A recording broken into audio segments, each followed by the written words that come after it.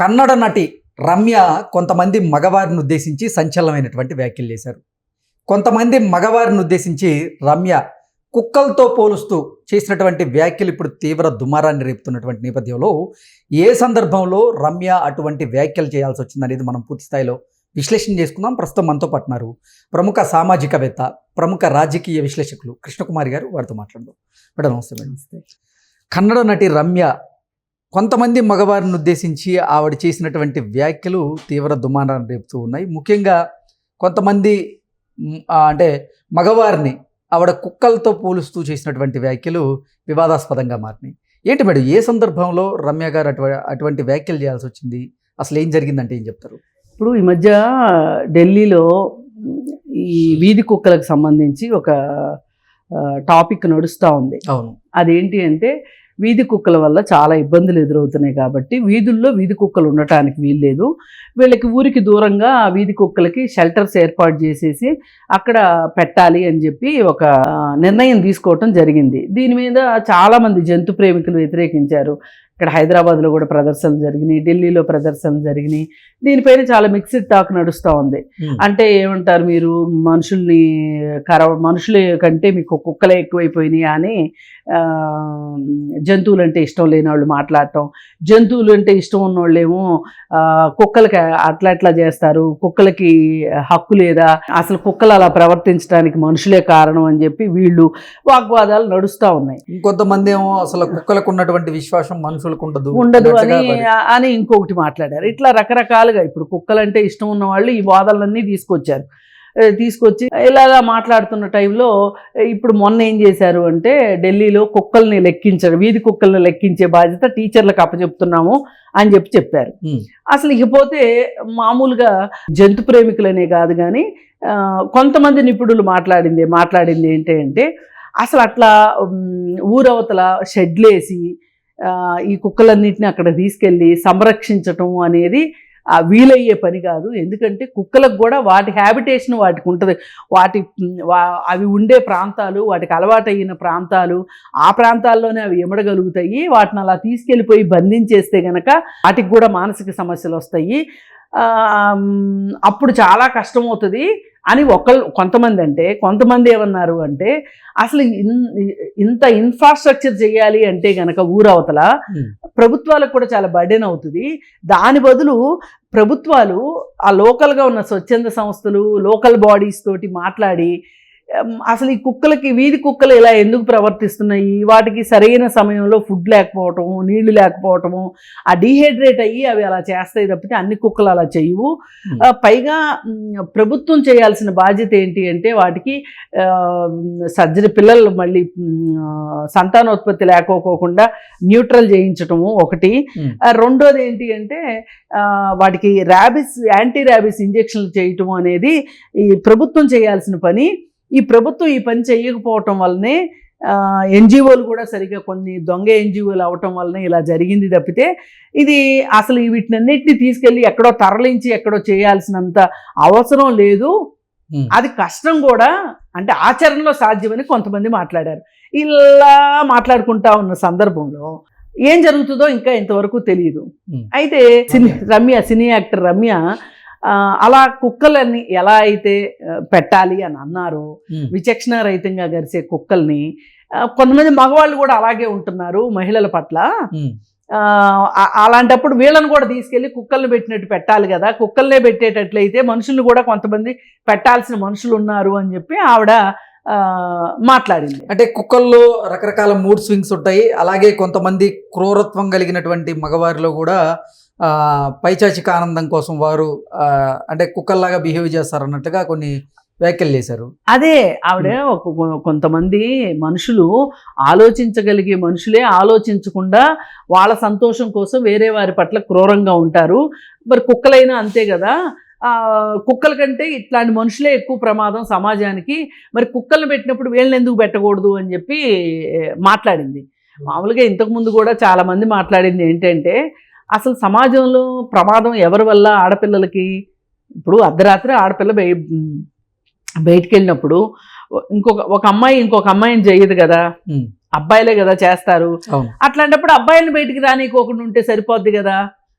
అని మాట్లాడే వాళ్ళు కూడా ఉన్నారు. ఉమ్, సరే ఏది ఏమైనప్పటికీనండి, ఈ విషయాన్ని గనక మనం ఇప్పుడు రీసెంట్గా హైదరాబాద్లో నడుస్తున్న చర్చ ఏదైతే ఉందో, శివాజీ వ్యాఖ్యల తర్వాత శివాజీ అసలు పక్కకి వెళ్ళిపోయాడు మొత్తంగా. వెళ్ళిపోయిన తర్వాత వచ్చిన ఏవైతే ఉన్నాయో ఈ వ్యాఖ్యలు, వీటిల్లో ఒక్కొక్కళ్ళు వారి వారి మనోభావాల్ని బయట పెడుతున్నారు, అంటే వాళ్ళ ఉద్దేశాలను బయట పెడుతున్నారు. ఏమనంటే, అవును ఆడవాళ్ళు చూపిస్తే మగవాళ్ళు ఎందుకు ఆగాలి, ఆగరు అని. ఇంకా కొంచెం ముందుకెళ్ళి ఇంకొక రాజకీయ నాయకురాలు ఏం మాట్లాడుతోందంటే, వాళ్ళల్లో హార్మోనల్ ఇంబ్యాలెన్స్ ఉంటుంది మగవాళ్ళల్లో, అందుకే అలా ప్రవర్తిస్తూ ఉంటారు, అందుకని మనం అట్లాంటి వాళ్ళని రెచ్చగొట్టేలాగా మనం ఉండొద్దు అని చెప్పి ఆవిడ సెలవిచ్చింది. అంటే హార్మోనల్ ఇన్బ్యాలెన్స్ ఉన్నటువంటి వారిది తప్పు కాదు, కానీ వారిని రెచ్చగొట్టే వారిది తప్పు అన్నట్లుగా మాట్లాడారంటారా? ఇప్పుడు హార్మోనల్ ఇంబ్యాలెన్స్ ఉన్న వాళ్ళు సరైన బట్టలు వేసుకున్న వాళ్ళని కూడా చేస్తారు, చేయదలుచుకుంటే, అవకాశం దొరికితే. అంతేగాని ఈ హార్మోనల్ ఇంబ్యాలెన్స్ ఉన్న వాళ్ళు వెతికి అనసూయ లాంటి బట్టలు వేసుకున్న వాళ్ళని వెతికి అత్యాచారాలు చేయరు.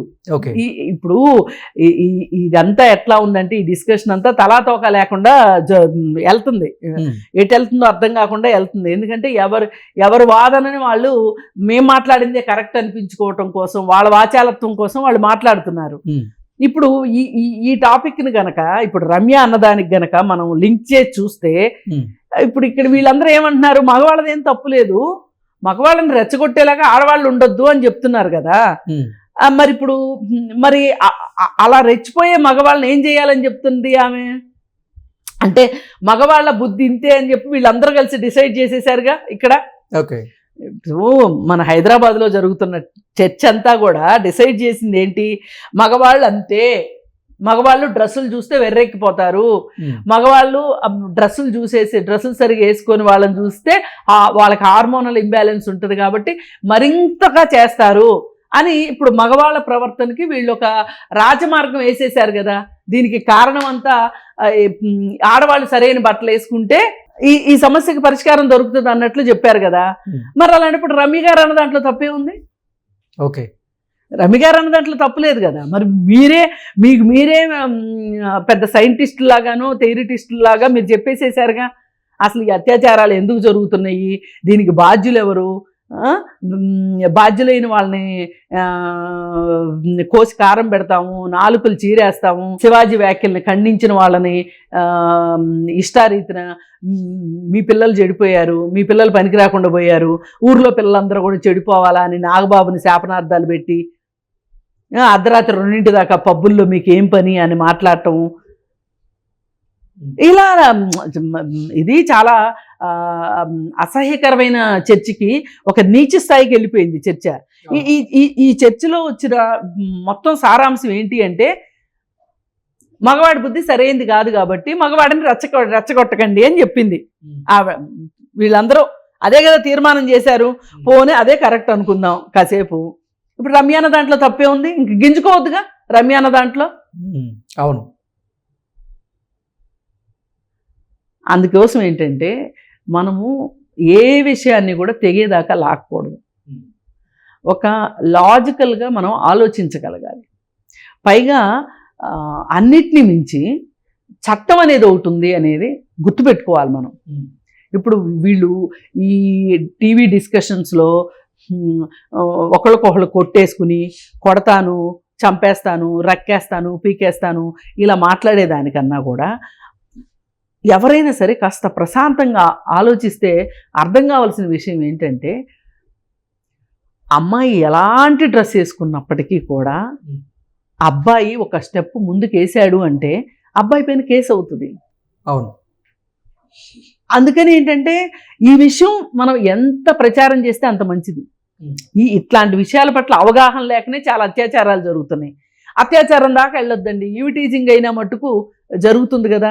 ఈవి టీజింగ్ కూడా కేసులు కడుతున్నారు కదా. ఇప్పుడు ఒక కేసు కట్టారనుకోండి, వాళ్ళకి పాస్పోర్ట్ రాకపోతే వెరిఫికేషన్ సమయంలో ఒక చిన్న కేసు నమోదై ఉన్నా కానీ రిజెక్ట్ అయ్యేటువంటి అవకాశం ఉంది కదా.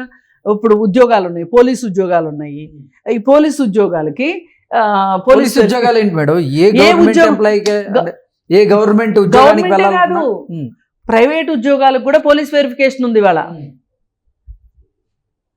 ఈ పోలీస్ వెరిఫికేషన్లో వీళ్ళకి గనక క్లీన్ చిట్ లేకపోతే గనక విదేశాలు వెళ్ళాలంటే పాస్పోర్ట్ ఎట్లా రాదో, అన్ని సెలక్షన్స్ అయిపోయిన తర్వాత పోలీస్ వెరిఫికేషన్లో వీళ్ళ మీద కేసు ఉన్నట్టు తేలింది అనుకోండి, ఉద్యోగం రాదు.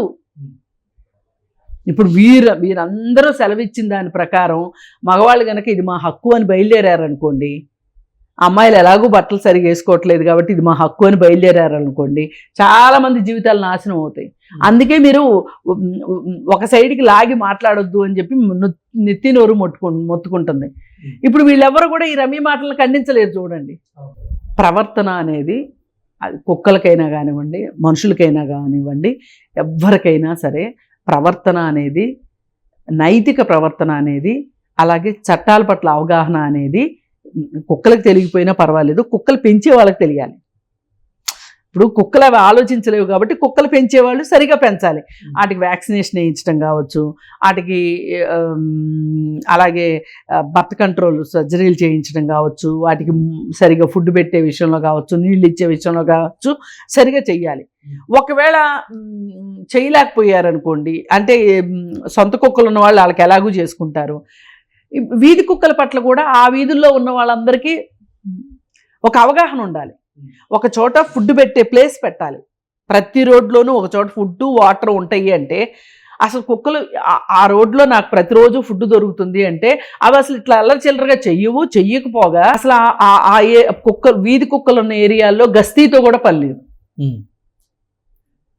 మనకి ఒక రకంగా సీసీ కెమెరాలు ఎంత ఉపయోగపడుతున్నాయో ఇవాళ వీధి కుక్కలు కూడా అంత ఉపయోగపడతాయి.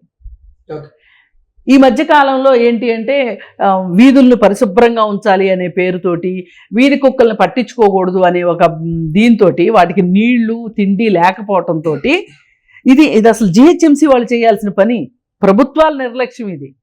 కుక్కలను అనడానికి లేదు. అలాగే మళ్ళీ ఈ మనుషుల ప్రవర్తన దగ్గరికి వచ్చేసరికి ఈ అత్యాచారాల ఘటనలు ఇవన్నీ ఆ రమ్య ఎత్తిన దాని ప్రకారం చూసుకుంటే ప్రతి ఒక్కరికి చట్టాలపైన అవగాహన ఉండాలి. చట్టాలపైన అవగాహన ఉంటే ఇట్లాంటివి జరగకుండా ఉంటాయి.